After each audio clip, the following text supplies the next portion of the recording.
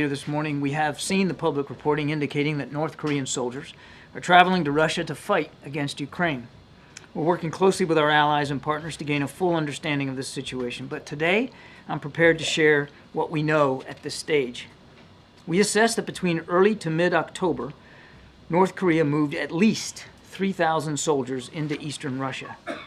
We assess that these soldiers traveled by ship from the Wonsan area in North Korea to Vladivostok, Russia.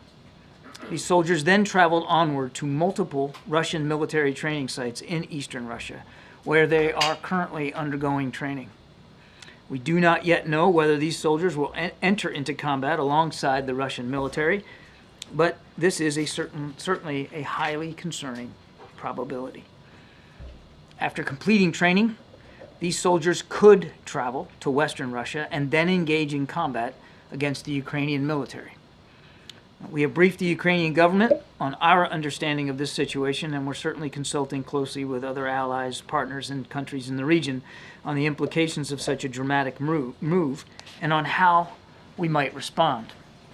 But let's be clear. If North Korean soldiers do enter into combat, this development would demonstrate Russia's growing desperation in its war against Ukraine. Russia is suffering extraordinary casualties on the battlefield every single day, but President Putin appears intent on continuing this war. If Russia is indeed forced to turn to North Korea for manpower, this would be a sign of weakness, not strength, on the part of the Kremlin. It would also demonstrate an unprecedented level of direct military cooperation between Russia and North Korea, with security implications in Europe as well as the Indo-Pacific. As we have said before, Russia's cooperation with the North Korean military is in violation of multiple UN Security Council resolutions which prohibit the procurement of arms from North Korea and military arms training. This move is likewise a violation.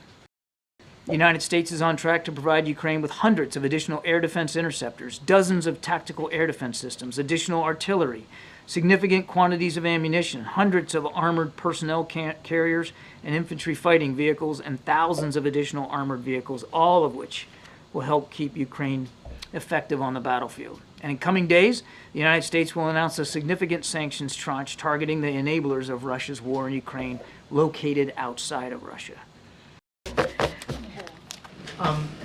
Is the assessment that the presence of North Korean troops can have a meaningful trajectory on the...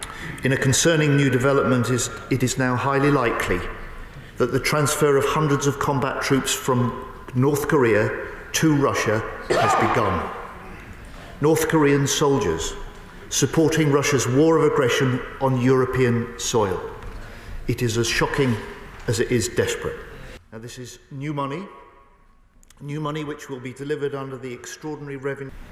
And this developing military cooperation between Russia and the DPRK has serious security implications for Europe and for the Indo-Pacific.